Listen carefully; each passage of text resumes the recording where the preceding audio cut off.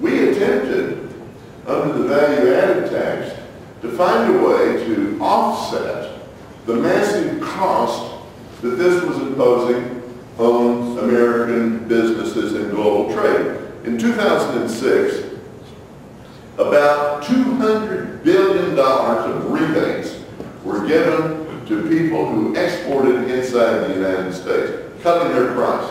Their price was coming into the United States tax-free. They had on average about a 16% price advantage because their governments were giving them this rebate. At the same time, our companies were paying something like $112 billion of an additional cost when we went into their markets on the rebates.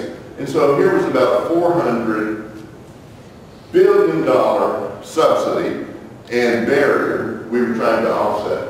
The U.S. Congress passed a law, and the law was to figure out a way to do that. The law was challenged by the European Union. We lost. We went back and changed the law. They challenged us again. We were again challenged. We lost. Eventually, the Europeans got a ruling that said that the United States will be fined $4 billion a year, and that the Europeans can collect that $4 billion by putting tariffs on anything we sent to Europe. At that point, we gave up. We changed our law. We just simply accepted what's there. Well, we're now in a crisis. We're in a major financial crisis. We had as close to a financial meltdown over the past 3 weeks as you can imagine. We put up $3 trillion of bailout money so far. It was announced earlier today, 83 billion of bailouts of guaranteed money market funds.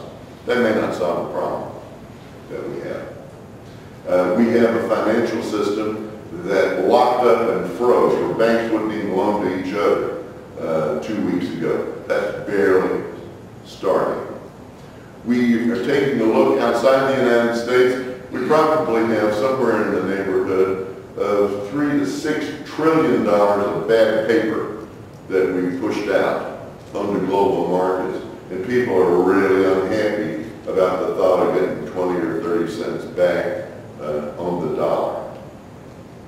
We're at a point in which we're borrowing something in the neighborhood up until this crisis of about $500 billion a year, largely from the central banks of China, Japan, Taiwan, and South Korea. There is a limit to that. What's coming is this. Our taxes are going to go up, and they're going to go up dramatically. Our expenditures are going to go down, and they're going to go down because we don't have the money. And we're going to have a raging inflation, because we're going to solve some of this as we did in the 70s by just flat out printing money. These are going to be tough times. To get our way out of this, there's some things that we got to do. First thing is we got to have a better quality of people in our government. One of the things that I have argued for, and that a whole series of others are going to argue for, is to simply say, if you go into public service, we want you to make an ethics contract that for 5 years after, you will not be a lobbyist for anyone, for any purposes, period. You will not be back to your agency. I mean, this is like in Elliot Ness when you were taking on the mafia. You come to a certain point, you got to have some people that are untouchable.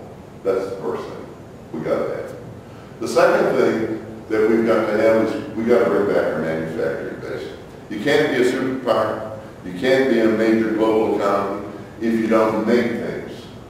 And that means that we're probably going to be necessary to see some prices go up. At a minimum, it means that it's going to be necessary for us to say that we need to make the things that we need for our national defense. In 2004, in the middle of the Iraqi war, we ran out of bullets. We didn't have the capacity to make the bullets that our soldiers needed. We had to do contracts with Israel, and in Great Britain to deal with that.